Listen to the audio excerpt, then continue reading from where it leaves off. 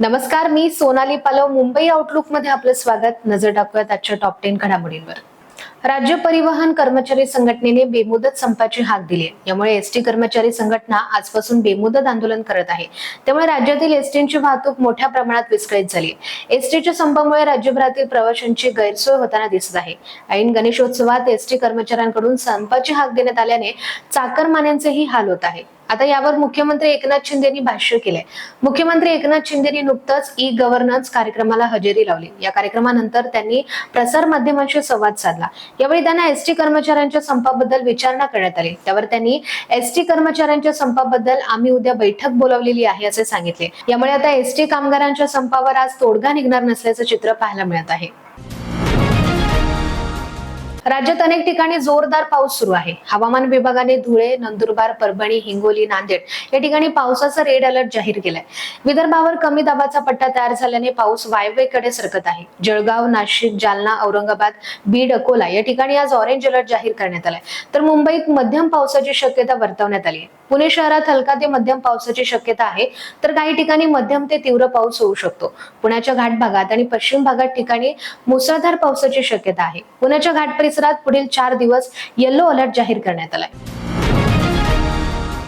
पंतप्रधान नरेंद्र मोदी आजपासून ब्रुनेई आणि सिंगापूरच्या दौऱ्यावर जाणार आहेत.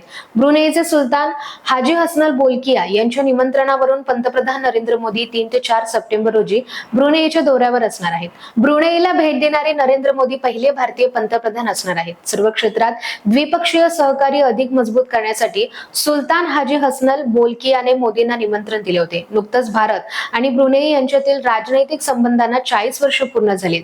या दौऱ्यानंतर पंतप्रधान नरेंद्र मोदी 4 ते 5 सप्टेंबरला सिंगापूरला भेट देणार आहेत. पश्चिम बंगालमध्ये महिलांवरील वाढत्या अत्याचाराच्या पार्श्वभूमीवर महत्वपूर्ण विधेयक मंजूर करण्यात आले. बलात्काराच्या घटनेतील दोषींना 10 दिवसांच्या आत नराधमाला सुळावर चढवण्यात येणार आहे. पश्चिम बंगाल विधिमंडळात अपराजिता महिला हे विधेयक एकमताने मंजूर करण्यात आले. काही दिवसांपूर्वी कोलकातामधील शासकीय आरजी रुग्णालय आणि मेडिकल कॉलेजमध्ये महिला डॉक्टरवर बलात्कार करून तिची हत्या करण्यात आल्याची घटना घडली. या घटनेनंतर पश्चिम बंगालमध्ये संताप व्यक्त करण्यात आल्याचं दिसून आलं होतं. या घटनेनंतर बंगालमध्ये विरोधकांकडून सत्ताधाऱ्यांना चांगलंच फैलावर घेतल्याचं पाहायला मिळालं. त्यानंतर विधिमंडळाच्या अधिवेशनात अपराजिता महिला आणि बालक हे विधेयक मंजूर करण्यात आले. राज्यात 2 दिवसांपासून मुसळधार पाऊस कोसळत आहे. सप्टेंबर महिन्याच्या पहिल्या दिवशी मुसळधार पाऊस कोसळला. काल सोमवारी बैलपोळ्याच्या दिवशीही पावसाचा जोर कायम होता. विदर्भ आणि मराठवाड्यात पावसाने हाहाकार माजवला. या 2 दिवसांच्या पावसानं मराठवाड्याला मोठा धक्का दिलाय. परभणी, हिंगोली, नांदेड जिल्ह्यात तब्बल 5,08,068 हेक्टरवरील पिकांचं नुकसान झालंय. अर्ध्याहून अधिक मंडळात अतिवृष्टीची नोंद करण्यात आली आहे. पुरात वाहून गेल्याने, पाण्यात बुडाल्याने तसेच वीज पडल्याने 12 जणांचा मृत्यू झालाय. अहमदनगर जिल्ह्याला अहिल्यानगर नाव देण्यास केंद्रीय रेल्वे मंत्रालयाने हिरवा कंदील दाखवला आहे. अहिल्यानगर नाव देण्यास विभागाची कोणतीही हरकत नाही असे पत्र दिल्याने जिल्ह्याच्या नामांतराचा मार्ग सुकर झालाय, अशी माहिती राज्याचे महसूल मंत्री राधाकृष्ण विखे पाटील यांनी दिली.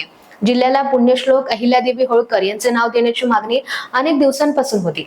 महायुती सरकारने नागरिकांच्या या मागणीला सकारात्मक विचार केला. नगर जिल्ह्याचं नाव पुण्यश्लोक अहिल्यादेवी होळकर नगर करण्याचा निर्णय घेण्यात आला. मराठवाड्यातील नागरिकांसाठी अतिशय मोठी आणि महत्वाची बातमी समोर आली आहे. सप्टेंबर महिन्यातही पावसाची संततधार सुरू असल्याने जायकवाडी धरणाच्या पाणीसाठ्यात झपाट्याने वाढ झाली आहे. लवकरच धरण 100% भरण्याची शक्यता आहे. त्यामुळे कोणत्याही क्षणी धरणातून गोदावरी नदीपात्रात पाण्याचा विसर्ग केला जाऊ शकतो. खबरदारीचा उपाय म्हणून नदीकाठच्या गावांना सतर्कतेचा इशारा देण्यात आलाय. जिल्ह्यातील मध्यम आणि छोटे प्रकल्प आता पूर्णतः भरलेली आहेत. सोबतच जायकवाडी धरणाचा पाणीसाठा आज मंगळवारी सकाळी 90% वर पोहोचला आहे. गेल्या काही दिवसांपासून कांद्याचे बाजारभाव टिकून आहेत. लोकसभा निवडणुकीत बाजारभावात सुधारणा झाली होती आणि तेव्हापासून बाजारभाव तसेच टिकून आहेत. बाजारभावात सुधारणा झाली असल्याने शेतकऱ्यांना आता कुठे दिलासा मिळतोय. लोकसभा निवडणुकीआधी शेतकऱ्यांनी अगदीच कवडीमोल दरात कांदा विकला. यामुळे शेतकऱ्यांचे मोठे नुकसान झाले. कांदा पीक उत्पादित करण्यासाठी आलेला खर्च देखील अनेकांना भरून काढता आला नाही. पण आता महाराष्ट्रातील अनेक प्रमुख बाजारांमध्ये कांद्याला चांगला समाधानकारक भाव मिळतोय. कांद्याच्या बाजारभावात वाढ झाली असून आता कांद्याचा भाव 5,000 रुपयांच्या दिशेने पुढे चालला आहे. भावावर नियंत्रण ठेवण्यासाठी नाफेडने एनसीएफ मार्फत 5 लाख मेट्रिक टन कांदा खरेदी केलाय. गणरायाचं आगमन अवघ्या 4 दिवसांवर येऊन ठेपलंय. याकरता कोकणात जाणाऱ्या प्रवाशांकरता यंदाही राज्य मार्ग परिवहन महामंडळाने ज्यादा गाड्यांचं नियोजन केलंय. राज्यभरातून जवळपास 5,000 बसेस नियोजन करण्यात आले. पुण्यातून कोकणात जाणाऱ्या सर्व 325 बस फुल झाल्या आहेत. ऐनवेळी स्थानकांवर गर्दी झाल्यास आणखीन गाड्या सोडण्याचे नियोजन एसटी प्रशासनाने केले आहेत. मुख्यमंत्री माझी लाडकी बहीण योजनेसंबंधी एक महत्त्वाची अपडेट समोर आली आहे. या योजनेसाठी अर्ज करण्याची अखेरची तारीख ही 31 ऑगस्ट होती. मात्र अद्यापही अनेक महिला अर्ज दाखल करत आहेत. काही भागांमध्ये महिलांना तांत्रिक अडचणींचा सामना करावा लागत आहे. अनेकदा प्रयत्न करून देखील असंख्य महिलांना अर्ज दाखल करता येत नाहीयेत.